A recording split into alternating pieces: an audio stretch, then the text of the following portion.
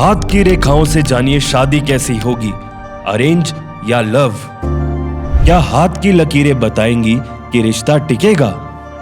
रेखाओं से जाने आपकी कितनी संतानें होंगी।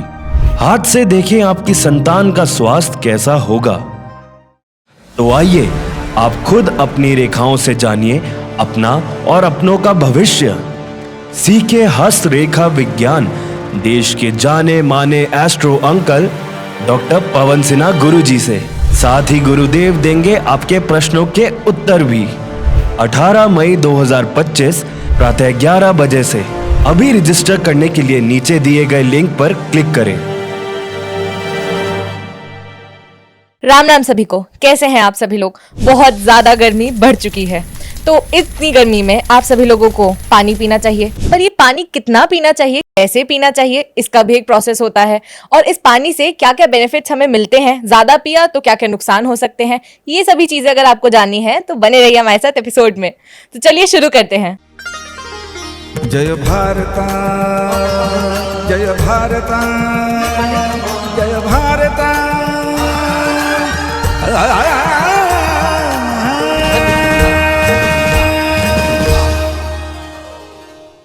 आप सभी का स्वागत है और हमारे प्रिय गुरुजी का भी स्वागत है। राम राम गुरुजी। राम राम। बहुत खुश रहो, सब लोग सुखी रहें, स्वस्थ रहें।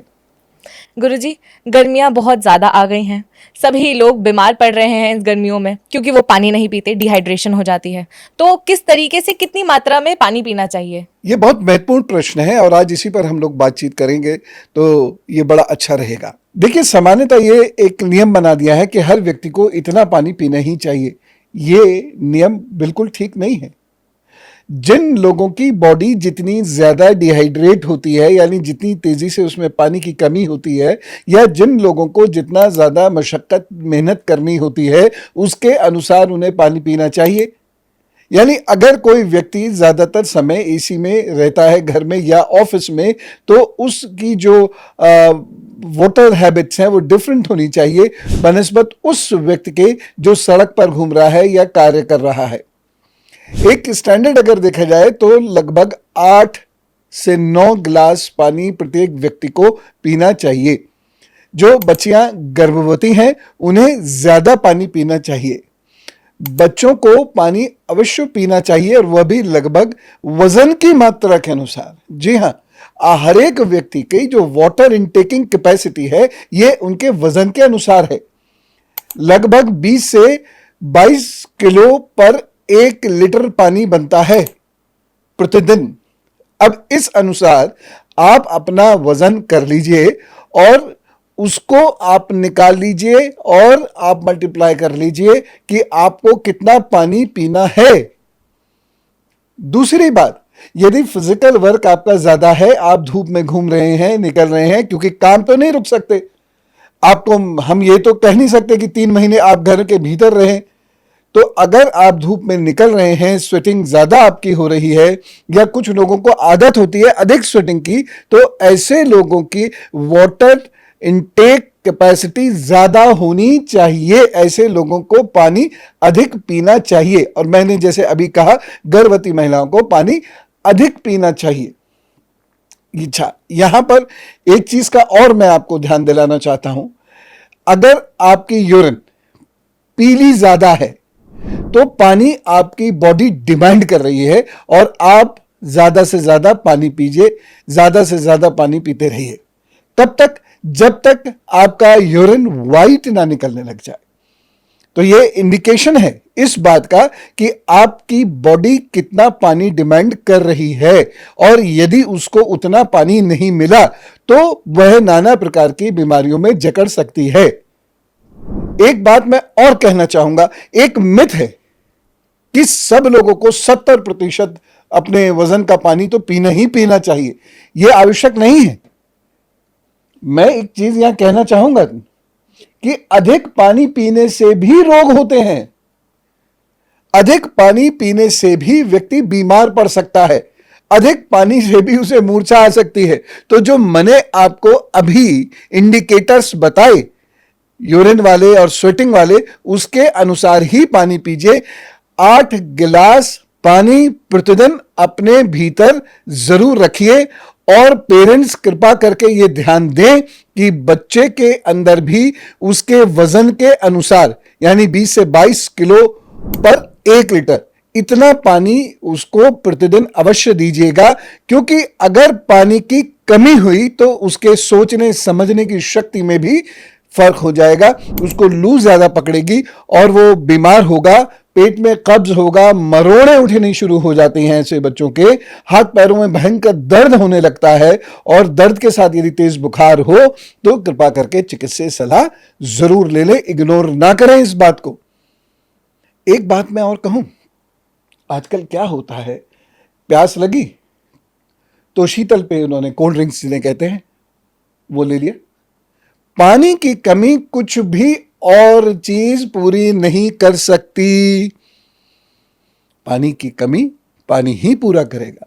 तो ऐसे सभी लोग जो पानी को रिप्लेस करते हैं शीतल पेय से, कोल्ड ड्रिंक से या आर्टिफिशियल जूसेस से, वो कृपा करके इस बात का ध्यान रखें कि इससे शरीर को लाभ नहीं होगा, इससे शरीर की और हानि हो सकती है और ये हानि सबको अच्छी नहीं लगेगी क्योंकि ये सुहानी नहीं होगी।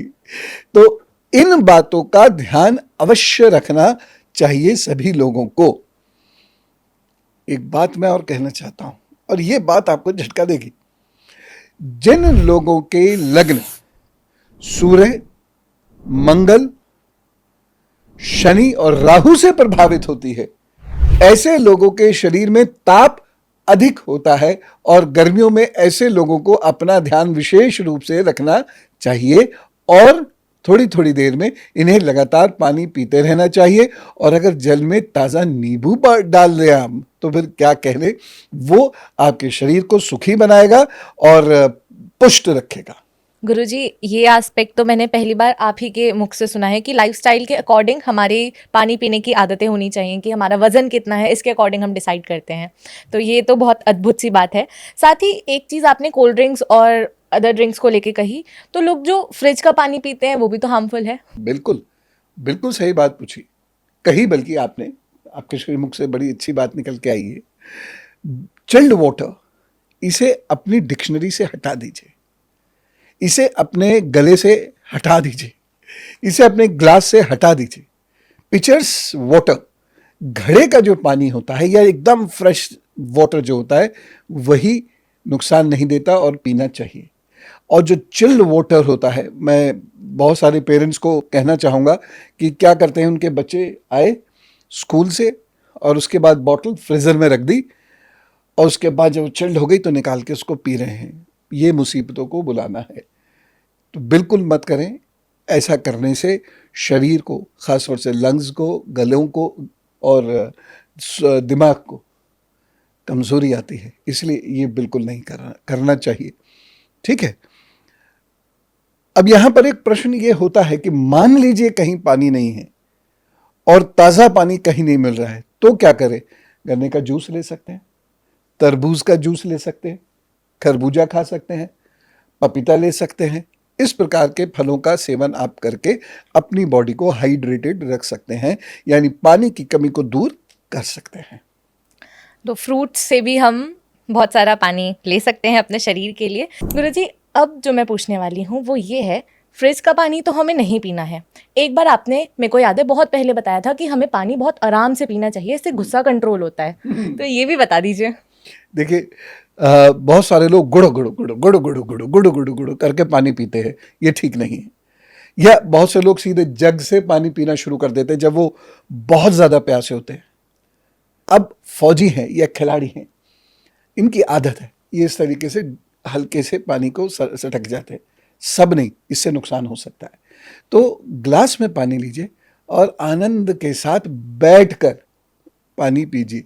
पानी सदैव बैठकर पीना चाहिए।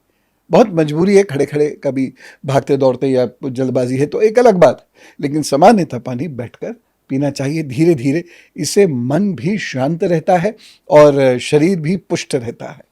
जी गुरुजी, पानी की बात तो हो गई, पर गर्मियों में हमारी फूड हैबिट्स कैसी होनी चाहिए, इस पर भी कुछ बता दीजिए। गर्मियों में कॉफ़ी, चाय, इसका सेवन न्यूनतम करना चाहिए। शरीर में ये गर्मी पैदा करती हैं। मसालों का सेवन न्यूनतम करना चाहिए, ये नुकसान करते हैं। बहुत गर्मा गर्म खाना खाने से बचना चाहिए। एसी में तो आपको लगा कि गर्मा गर्म खाना, क्योंकि वहाँ टेम्परेचर अलग है, लेकिन जब आप एसी से निकलेंगे, कभी तो निकलेंगे, तो जब आप एसी से निकलेंगे तो वही टेम्परेचर आपको एडवर्सली इफेक्ट करेगा और आप बीमार पड़ना शुरू हो जाएंगे। बाहर का भोजन करने से बचना चाहिए। और हाँ, एक महत्वपूर्ण बात मैं कहना चाहूँगा कि सितंबर तक नाना प्रकार के रोग फैलेंगे, तो जल से भी रोग फैलेंगे, इसलिए जल स्वच्छ रखें। और जो भोजन है, ख़ास तौर से जो बाहर भोजन किया जाता है, वो बहुत सोच समझ कर कीजिए। आज स्थिति ऐसी है, न दूध प्योर है, न पनीर प्योर है, और उसका बना हुआ भोजन हम लोग बड़े चाव से खाते हैं, जबकि वो एक धीमे जहर की तरह काम करता है। तो इनसे बचकर चलना होगा। भोजन कम लीजिए, और घर का लेंगे तो अच्छा है। बाहर अगर भोजन करना भी पड़ जाए तो कोशिश ये कीजिएगा चावल ले लें। वैसे तो चावल भी प्योर नहीं, सुना है कि प्लास्टिक के चावल भी हैं मार्केट में।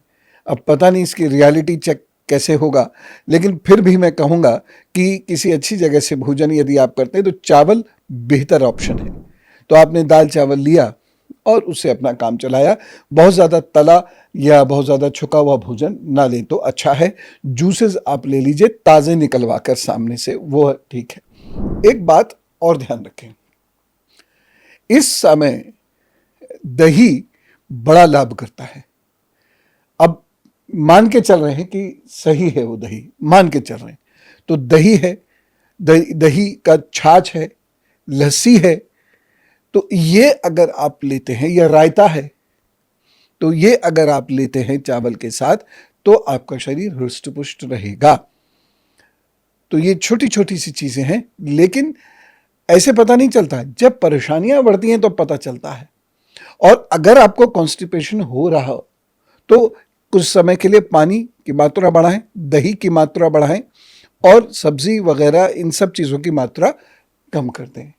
ठीक है।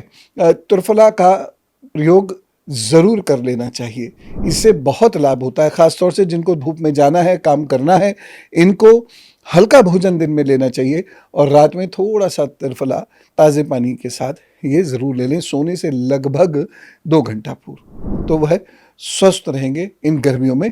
नहीं तो परेशानी होगी। हीट स्ट्रोक से बचना है। हीट स्ट्रोक में जो सिम्टम्स आते हैं, कभी कभी वो ऐसे लगते हैं कि बस कोई बड़ी भारी मानसिक बीमारी हो गई, लेकिन ऐसा होता नहीं है। तो अच्छी चिकित्सा सलाह आप लीजिए और हीट स्ट्रोक से बचने की कोशिश कीजिए। छाता लगा सकते हैं, हैट पहन सकते हैं, इस तरीके से कार्य आप कर सकते हैं। गुरुजी, रिफ्रेशमेंट ड्रिंक्स भी बहुत लाभ करती हैं इस समय पर, जैसे आम पन्ना। आम पन्ना, हाँ हाँ, आम पन्ना और घर पे बनाने तो क्या कहने, या किसी इस प्रकार की जगह से जो लोग बनाते हैं आम पन्ना और बेचते हैं घर के मानकों के अनुसार, बहुत बढ़िया रहता है आम पन्ना, तो बहुत अच्छा, ये लू से बचाता है आपको। तो बहुत बहुत धन्यवाद गुरुजी, आपने हमें जिस तरीके से आगाह किया कि आने वाला समय बहुत ज़्यादा इन्फेक्शन देने वाला समय है, हमें बहुत बीमारियां पकड़ सकती हैं। हीट स्ट्रोक से हमें बचना है तो हमें अपना बॉडी में वाटर लेवल अच्छा रखना होगा। उसके लिए बहुत पानी पीजिए ताकि दिमाग में ऑक्सीजन रहे और हीट स्ट्रोक से आप बचे रहें। बहुत बहुत धन्यवाद गुरुजी, आज आपने हमें बहुत सारी महत्वपूर्ण जानकारियां दी हैं जो हम ज़रूर फॉलो करेंगे। तो अब हम अपनी ऑडियंस से विदा लेते हैं एक उपाय के साथ जी। एक शीतकारी प्राणायाम होता है, ये शरीर को ठंडा रखते हैं, लेकिन जब बारिश शुरू हो जाए या सर्दियां हो तो इसका उपयोग नहीं करना चाहिए। अभी ये समय है, ये सब लोग घर में सीखें। क्या करना है, जीभ बाहर निकालनी है, फिर इसे रोल बना लेना है जीभ का, और फिर इससे आपको सांस अंदर बाहर करनी है। ठीक, ऐसा आप करीबन 15-20 बार, सुबह थोड़ा दोपहर में भी कर लीजिए, थोड़ा शाम में भी कर लीजिए। आपका शरीर ठंडा रहेगा और उसमें जल बहुत जल्दी डिहाइड्रेट नहीं होगा। तो शरीर ठंडा रहेगा तो दिमाग भी ठंडा रहेगा और आप बहुत अच्छे से काम कर पाएंगे। गुरुजी, अब हम विदा लेते हैं। पर उससे पहले आप सभी के लिए 3 काम। आप लाइक और सब्सक्राइब कीजिए, आज की वीडियो को फिर से रिपीट पर देखिए और उसके नोट्स बनाइए और सब चीजों को फॉलो करिए। और आखिरी काम, शेयर जरूर करिए। तो अगले थर्सडे तक के लिए आप सभी लोगों को राम राम, नमस्कार, भारत माता की जय।